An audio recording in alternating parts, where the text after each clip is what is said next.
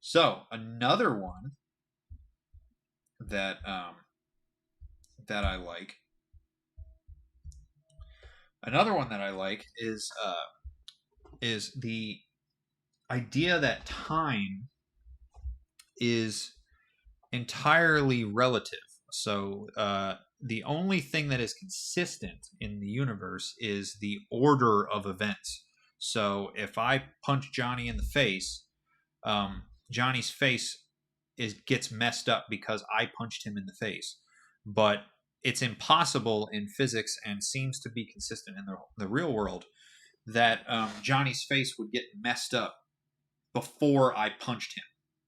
But the time that it takes for me to punch him is completely different for every person and everything in the universe.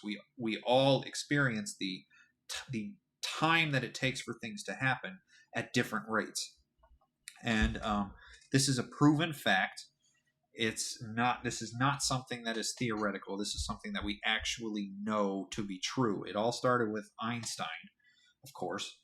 Um, Einstein predicted with his math that objects traveling relative to each other, so a person standing on the ground and then a person in an airplane, right? The person in the airplane um, will experience time at a slightly slower rate than people on the ground. It's almost imperceptibly different, but if you have an accurate enough clock, you can test this.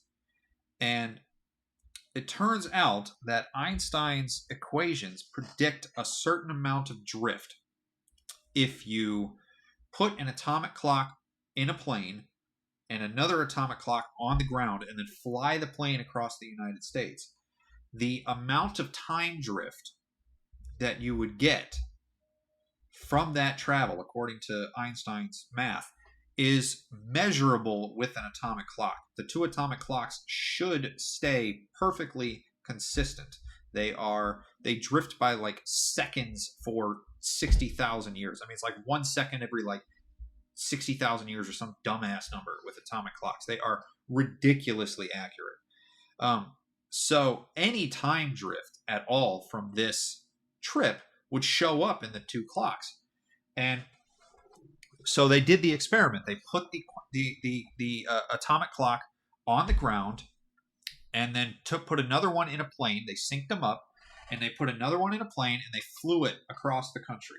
And then when they landed, they measured the time difference between the two clocks. And it was exactly, like to the millisecond, the amount of drift that Einstein's equations predicted. So at that instant right there, they proved that this was an observable effect, that we could see that this happens, that time flows at different speeds depending on where you are in the universe, depending on how fast you're going relative to something else, depending on your acceleration rate. Like all these things affect the flow of time and the speed with which things happen. And the only thing that is consistent is the order of events. But the time it takes for those events to happen and the distance between those events is completely relative to where you are, how fast you're moving, and what person you're interacting with or what thing you're interacting with. The rate of time flow changes. And we think of time as like a static thing, that it just marches on at the same rate everywhere, but that's not true. It's just that you have to go ridiculously close to the speed of light for any perceptible time difference to take effect. But there are things that we have built since discovering this time drift with this atomic clock that must take into account these effects or they don't work. And the best example of it is the GPS system.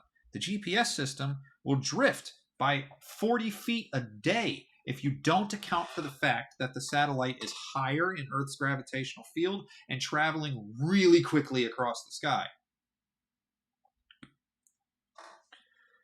So those two things, you do the math, because they have atomic clocks on them, because that's how GPS works. If you do the math, then you have to account for this. So they have to physically adjust the GPS satellite clocks so that way your GPS stays on target all the time. This is a constant maintenance thing that they have to do.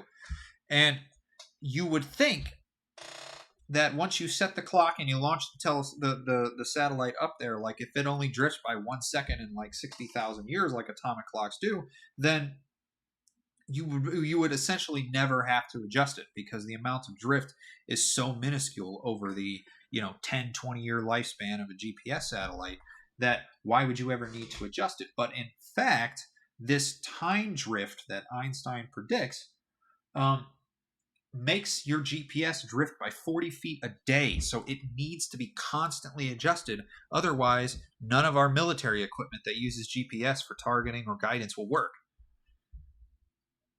And that just blows my mind, that the clock on a satellite ticks at a different rate, not because the clock is broken, but because the actual rate of time changes. That is ridiculous.